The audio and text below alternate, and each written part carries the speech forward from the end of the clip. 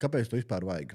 Lai būtu pietiekami daudz olbaltumvielas ķermenī, ir lielākā veidoties kolagēnam, jo kolagēns veidos no olbaltumvielām, lai būtu normāla apetīte, jo cilvēks, kas neuzņem pietiekami daudz olbaltumvielas, viņam nav normāla apetīte.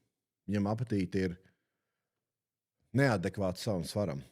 Un tāpēc ļoti bieži cilvēkiem veidojas liekais svars. Jo, ja tu paņemsi cilvēku, kam ir liekais svars, un tu viņu uzturā iekļausi pietiekami daudz proteīna, viņš vairs nevarēs apēst tik daudz, lai kļūtu vēl resnāks.